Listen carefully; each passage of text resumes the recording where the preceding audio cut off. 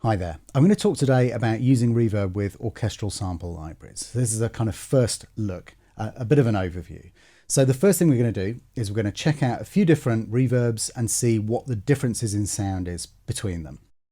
So what I've got loaded up here is a simple low strings and trombones short patch. And that is recorded in a kind of lively-ish room, Air 1. It's not massively reverberant, but there is a sense of space, and I'm using the tree mic deliberately so that we're talking about something initially. When we're talking about this, we're talking about something that has a sense of space already, and what we're going to do is we're going to augment that space for a creative effect. So first up, let's have a look at the silver verb in Logic. So not too bad.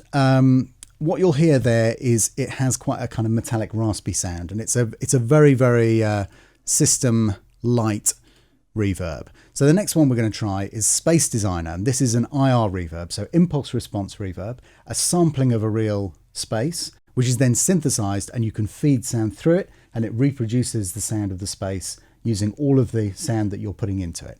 That sounds like this.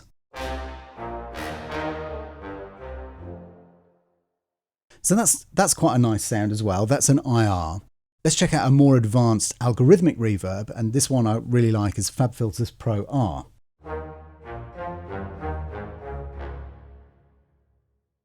So this has got a really nice character. You can change the character here between a very smooth, clean. Lively is a little bit more ERE and has a slightly wavier tail, and then full chorus gives you a really properly modulating tail. I'm not going to jump into that right now. We're going to keep moving on so we can see as many different reverb characteristics as possible. This one is random hall, and this means that the reverberators are being modified constantly in a random but controllable way, and that gives you a really interesting sound for orchestral instruments. Very useful. Check this out.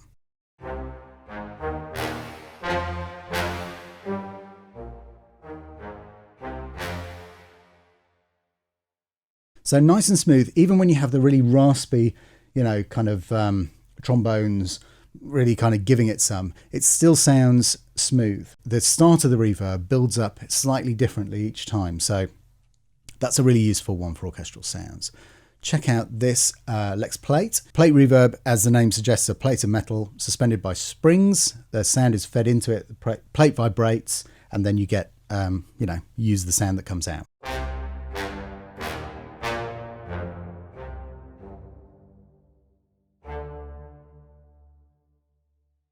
So that's quite interesting. It does give you that slightly springy kind of sound, and it's slightly dark, which is quite a useful thing for some things. Really good for percussion, actually, that. Let's check out vintage plate. Not what the name suggests, in the sense it's not a vintage plate, not like a plate from the 1950s or whatever. It's an emulation that uses some of the vintage digital techniques, so it has the sound of early digital, vintage digital, if you like.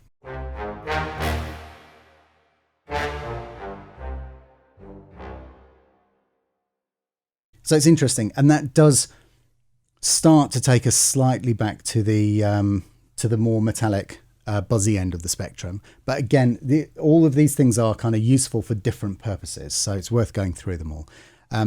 Here is a chamber, and a chamber, as you might imagine, is usually a kind of interestingly shaped room, and then inside that room you have a microphone and a speaker, and that will send the sound in and record what the effect of the room is on the sound. So that's an emulation of this.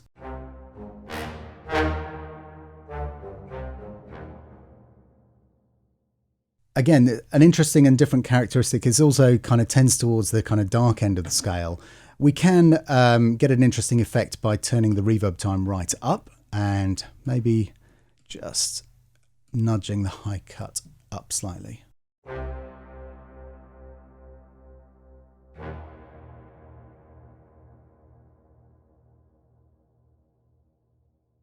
So that's a really useful one, and I would.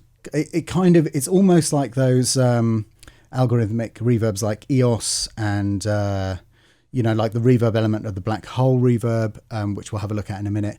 It gives you that really long, really kind of smooth sound, but this does have a kind of chamber characteristic, which I guess is going to come from the way that the reverberators are designed, plus the kind of ER section of the algorithm that they're using here. So let's keep going. Another one of my favorites is the large warm hall from the TC6000 or the VSS3, which is the plug-in version of that. And that sounds like this.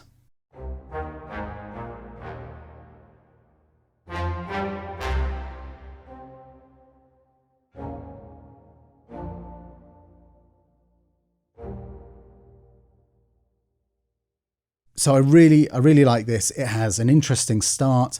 The reverb builds up nicely. It's got a really beautiful tail. It works. You can change the decay time and get all kinds of different lengths out of it. And let's do that now. So if we push the decay right up,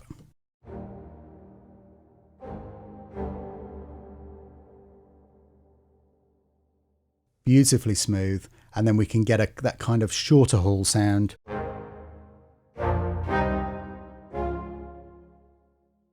Which works really well with dry libraries as well, not having too much decay on there, unless you want it for a specific effect. Not having too much decay on there can kind of help you to place the library into that slightly larger environment as well.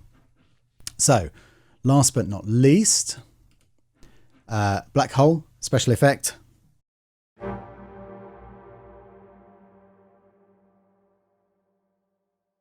So obviously this does have all that kind of modulation, that kind of waviness in it, which you can turn off. But it is also a really great effect for, I really like this on pianos. It's got that kind of, it's a sound that you might associate maybe with Harry Gregson Williams. It's got that kind of deja vu kind of vibe to it. But that's a really, really great sound there. So on this next track, I've loaded up just a simple percussion clicky sound. I think it's probably a conga rim or something like that. And we're going to very quickly go through and just see what these sound like so you can hear them with more of a kind of almost like an impulse type sound.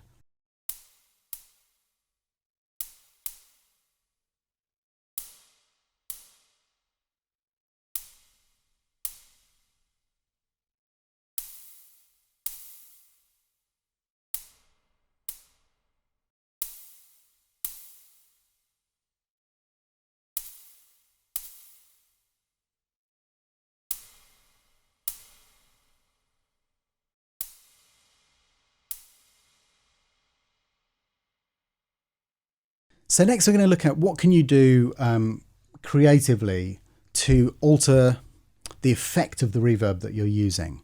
Now, one of the things you can do is, instead of here, you'll see that we have a couple of reverbs set up on the channel where you've got the sound passing through the reverb, and then you're altering the mix balance within the reverb plugin itself. Or the alternative way of doing it is to bus the sound to a reverb. So you set up a bus, you send out of your channel to a reverb. In this case, we're looking at concert hall. That returns, and they both go out of the main outputs. Now, the obvious advantage of this is that you can send lots of channels to this one reverb, so you don't have to use loads and loads of instances of the plugin.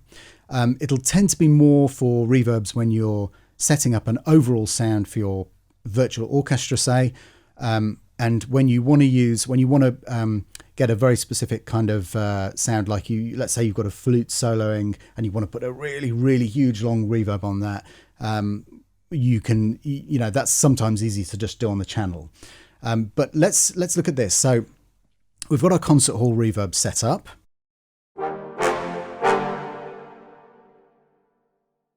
You can see that the mix is set to 100% because we don't want any of the original sound, the source sound, coming back from the reverb channel. We only want reverb, because otherwise you might get into a situation where you've got some kind of phasing problems and things like that.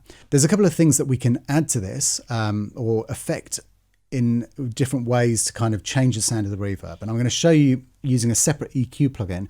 A lot of reverbs do have EQ settings within them, but sometimes this can be an interesting way of experimenting. So what I'm going to do first of all is I'm going to send the source sound to a different output so we don't hear that, but it's still going via our bus into our reverb channel. So that sounds like this. Just turn our EQ off for a minute.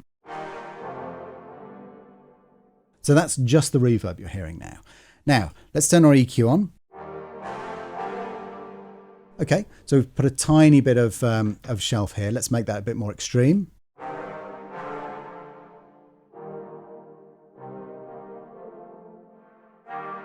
We can boost the high end.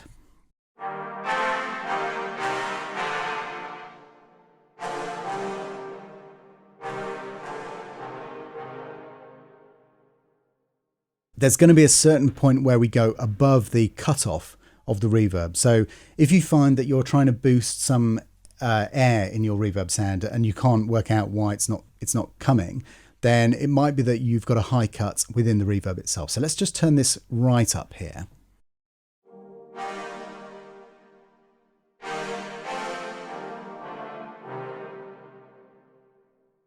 So now we've added those frequencies back in.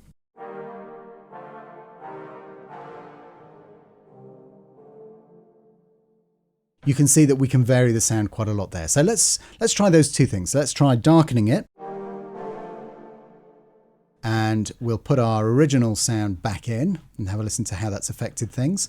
So here it is without the EQ and with.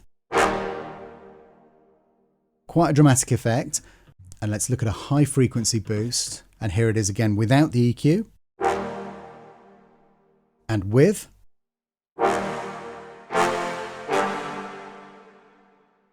So I'm exaggerating it here so that you can clearly hear what's going on. But these are ways that you can really dial into the sound. And if you're finding that maybe you've got a wolf tone happening on a cello, which might be around kind of F below middle C, and it's ringing, the reverb is kind of occupying all of your space in your mix, you could try notching that out both on the source track, but you could also, if you kind of like some of the sound in your source track, but you don't like the way that the reverb's reacting, then you can always notch it out either before, ideally, so you would put the channel EQ before the reverb plug-in there in our bus, or after, just to kind of find that sound. And I'm going to give you an example. I'm just going to pick a frequency, a nice honky frequency here, and then I'm going to just make that a little bit more notchy, and let's see.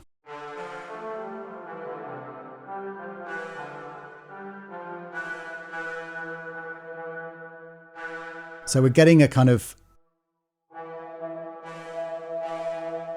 there we go. So we were on a harmonic of this note before, but we're getting maybe a octave harmonic there, really poking out. So let's say that was a problem. And with the source back in, that would sound like this.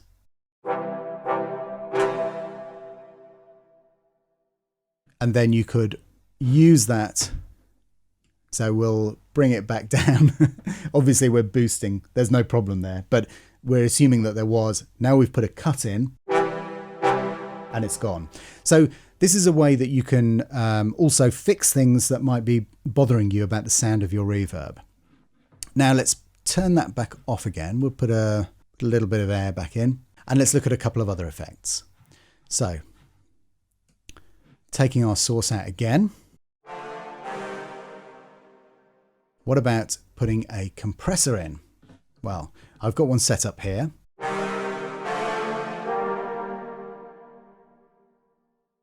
So this is set to bring up the overall level of the reverb. And what we're basically doing is we're kind of compressing down the start and then bringing up the rest of the sound. You can see the gain, you can see where the gain reduction is happening there. If we put the original sound back in,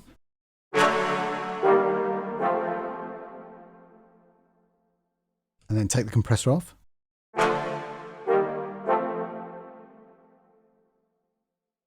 That gives you a really interesting sound there.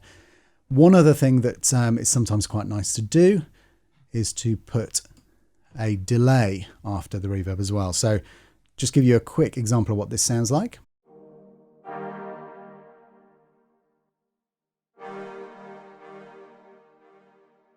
So obviously I've got that set quite extreme, so you can hear it. Probably wouldn't necessarily do it quite this much in a real life scenario. But let's put the source back in and let's hear it first without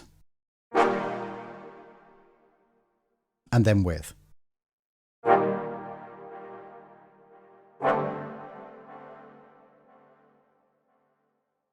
So that's an interesting way of kind of getting the feel of a delay, but without having to actually delay your real signal. If we just quickly flick the delay back over here, if we had the delay on the source signal, that's a bit on the nose really, isn't it? But you can get that nice effect by just delaying the reverb. A lot more subtle. So that's a useful thing to use sometimes.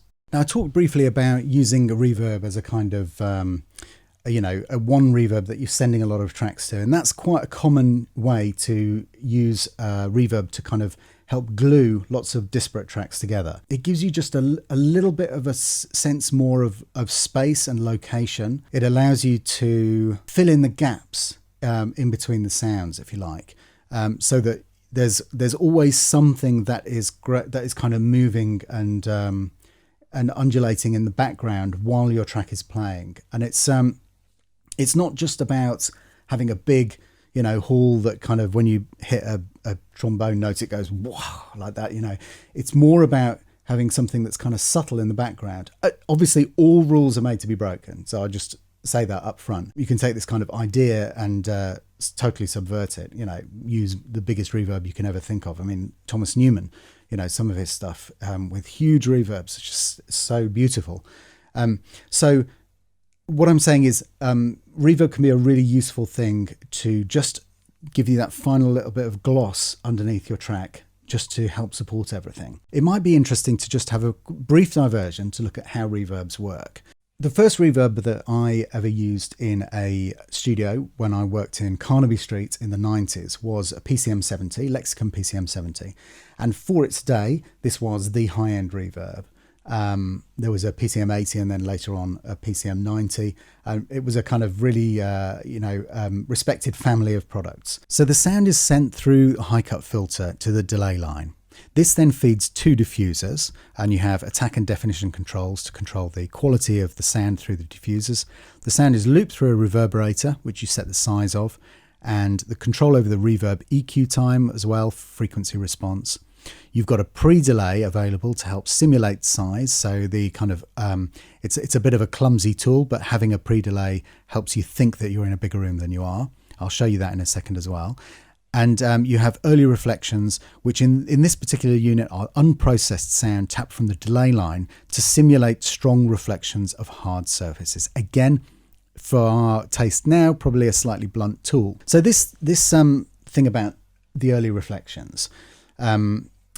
What are the early reflections? What are they useful for? How do they help simulate a real room? Well, I've built a little tool here to help demonstrate this. I've taken the percussion sound that I was using earlier and I've tightened it up so it's really just the attack of it. It's just a tiny click like that. And that will help us to have a look at how these early reflections are working. So the first thing I've put up is Altiverb Disney Hall. This is quite useful because you can separate off the early reflection portion of the signal and the tail. So first of all, let's have a quick listen to those. So here's the early reflection portion and here's the tail portion. So that's quite interesting. Let's turn that off. Your initial sound is bouncing a couple of times off some hard surfaces.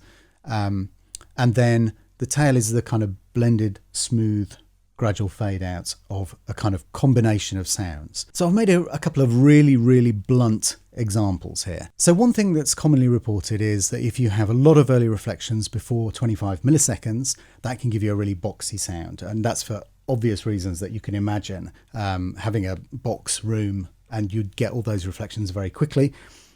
This is it's going to get slightly more detail put into it, but this is very, very blunt. So here are a load of reflections set up to come back at you very, very quickly in the under 25 millisecond. And I've just put a little bit of a fade out.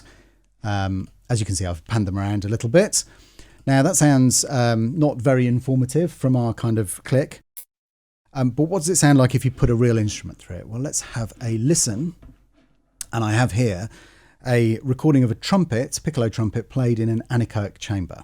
So let's check it out first without the delay.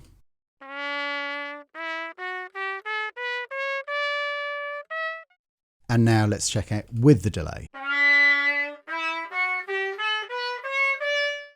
What happens if we try a few different things then? Something still slightly boxy, but slightly less close together, and we've now gone past the 25 milliseconds. So our latest delay is at 63 milliseconds.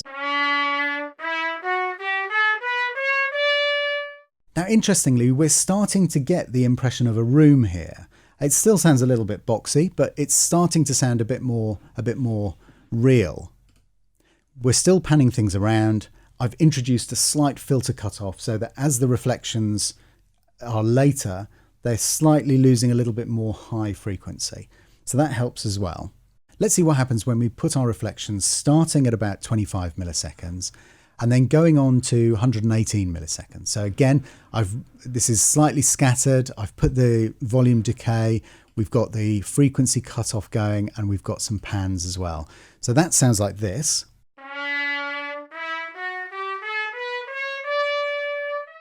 Now we're really getting a clear impression of a room here. It's starting to emerge. And just out of interest, let's go back to our click and see what effect that's had on our click.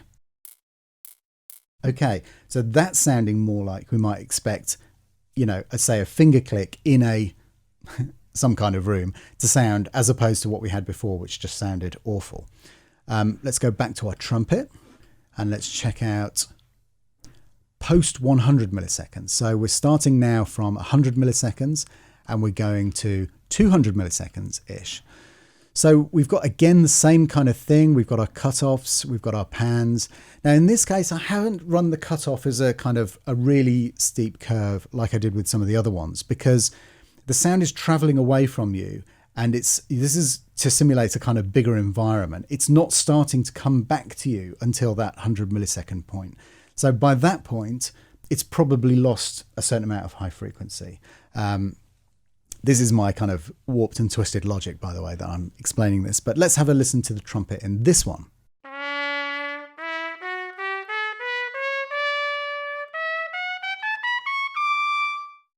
So it's starting to sound better, and this is sounding nicer. I've put a combi together. So I've started at about 40 milliseconds, which seems a reasonable compromise, and I've gone through to 212 as we just had. Check this out.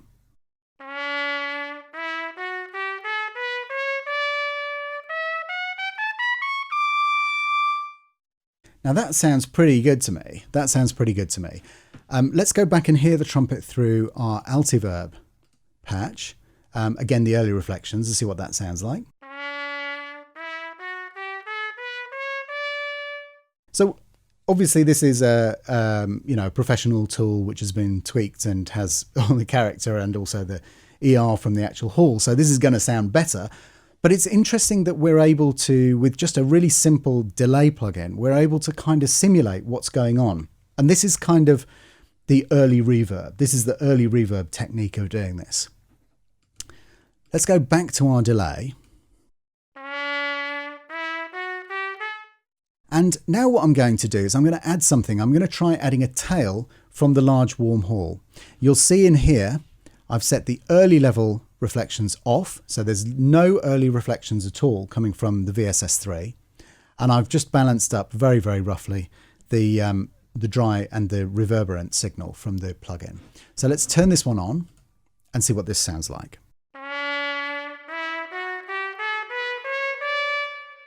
Now that's a beautiful tail. If we turn our delay line off,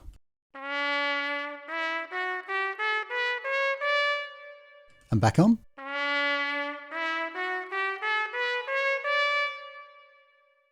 now I hope that you can hear the difference there between those two on YouTube. Without our early reflections, our kind of fake early reflections, you lose a certain amount of body from the sound. And that's why I'm absolutely convinced that having some kind of decent early reflection simulator, something that simulates the way that reverb builds up in the room prior to the kind of kick in of the smooth tail, is absolutely vital to a really great reverb sound. Now, obviously, this happens in studios like Air Lyndhurst, where we record a lot. You've got an extraordinarily complex room with all kinds of things. There's an organ box in there, pipe box. There are balconies. There's all kind of detailing around the walls. You've got a couple of isolation booths with glass doors in front of them. There's all kinds of stuff going on in there. And all of that helps you get a really nice kind of smooth, complex, and importantly, random variation in the buildup of sound, the initial buildup of sound, what we refer to as the early reflection period. And the more complex the room is, the better the reverb sounds. I know that I'm saying something that is not absolute, it's not a totally objective thing that you can measure and say this one's better than that one, but subjectively, for my taste, and I think a lot of musicians comparing different sounds in different rooms would agree that the more complex the room is, the more interesting the sound is, and the more pleasing to the ear the sound is. So how does that affect how we think about our kind of reverbs and the options that we've got open to us? Well, a lot of reverbs do use this, algorithmic reverbs do use this kind of discrete way, we call it, of manufacturing early reflections. So they're taking the source sound and then they're just kind of duplicating it and then varying, the filtering, varying the timings of that. And sometimes the timings vary themselves. So there's that random element like we saw in Random Hall. Obviously that's not discrete because that's a newer lexicon algorithm. But the way that is, the way that varies can give you a huge amount of pleasure in the sound that you're getting out of the reverb. But with a very discrete reverb, you get that coarse, grainy sound.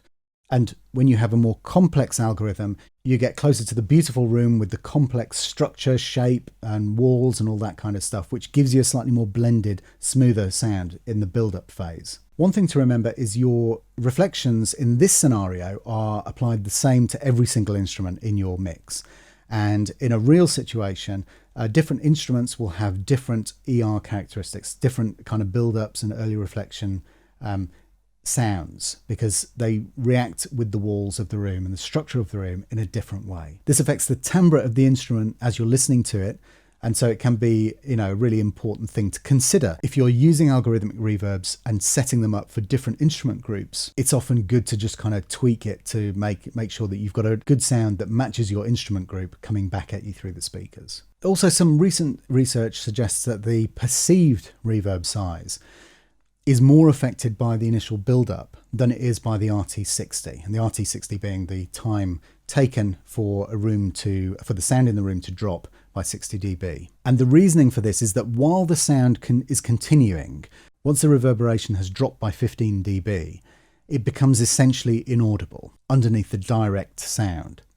So you find that can give you an impression of the size much more from the early reflection build-up, or the kind of, we should think of a new way of saying this, but let's call it the initial build-up of the reverberation within the space. Now, our old way of doing this was often to use pre-delay.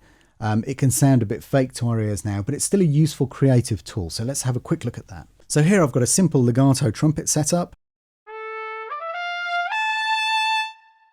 Now and it's the close mics, you can hear a tiny bit of the hall in there, but this is good for our purposes. And we're going to pop in the Lexicon Random Hall first. Now this is just as it comes up with a pre-delay of, so I think it's 23 or 25 it usually comes up with. And if we go for some kind of effect, maybe 150-ish, something around there.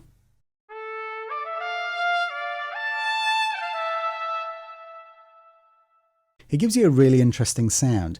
One thing that recording engineers commonly do is to set the pre-delay to match a specific subdivision of the beat. So it might be an eighth note or something like that, whatever is kind of closest to the sound that they're going for. If you go too far with this,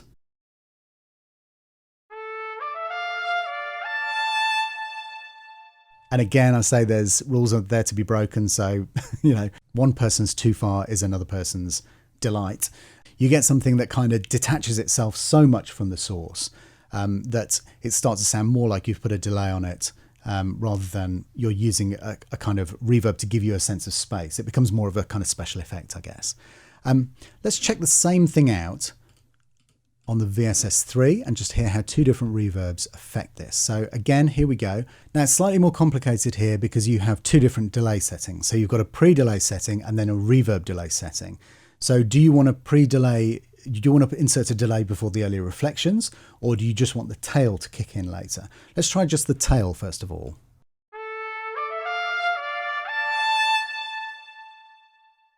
That sounds pretty good. We can try just whacking the pre-delay, so delay the earlier reflections up as much as possible as well. And that sounds like this. Again, that's a nice effect. And it's really just kind of cooking. It's like cooking, you know, add a bit of spice to taste, see how it sounds right to you. Different instruments will react in different ways to these as well. So next up, I'm just going to show a couple of kind of different ways of using reverb creatively.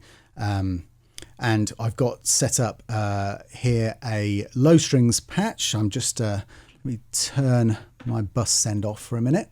So I've got a close mic, a little bit of tree and outriggers. This is a studio string, so recorded in a kind of tighter, drier room. So you can hear there, it's a pretty nice, rich, wide sound, but there's no real reverberation to speak of. So there are different ways. We could obviously just put a nice random hall or something like that on this and get a nice sound. But what I'm going to do now is I'm going to send it to a couple of different things. So you can see here, I'm sending it first to the VSS3 with a large warm hall, and I've got quite a long decay time on this. I've got nearly 5 seconds decay. But I'm then putting an SSL channel strip on after that, and I'm only using the expander section of this. So what's going to happen is the expander is going to keep the signal down. So it's taking the output of the reverb and it's keeping it compressed right down until I go over a certain threshold on my input, on my source sound. So I'm going to turn the source sound off for a minute and just show you what that sounds like in practice.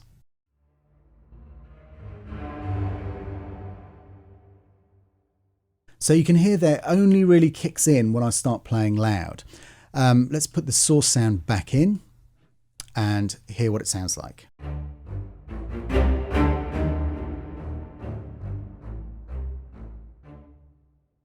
So that's quite a nice effect. This is an effect that's kind of related to the Tony Visconti David Bowie trick of placing 3 microphones at increasing distances away from him and then using them to trigger different reverbs. So when he sung really loudly, you got the microphone at the back picked up more of it, and then maybe he had a gate on them and that opened the gate and then that went to the bigger reverb.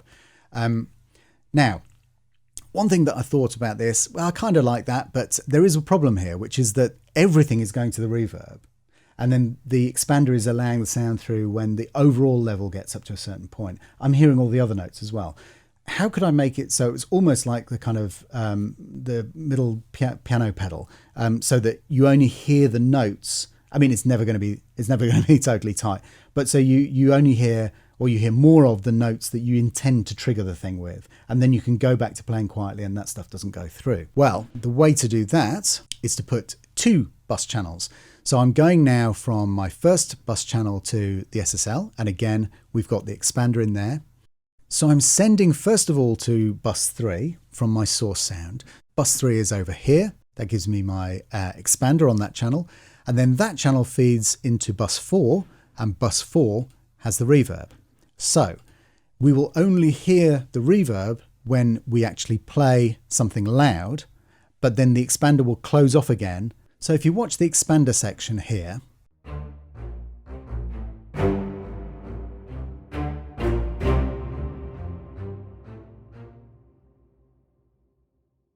so you see I'm able to just kick out the odd note that is going through the expander and hitting the reverb and getting that note to reverberate, but then all of the others, it closes off and they're nice and tight and kind of within the space that I'm using again. You can use this to do kind of even more crazy stuff. So again, we've got the same patches. We're sending now to bus 5.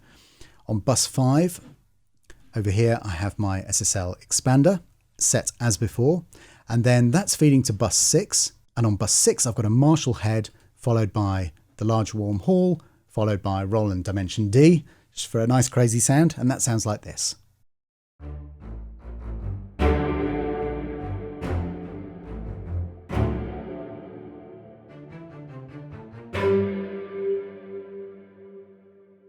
So really the sky's the limit with this kind of stuff. You can set up all kinds of crazy, creative kind of mangling tools, splitting things off and using different reverbs for different kinds of effect, different kinds of emotional effect in your music. I hope some of this has been useful.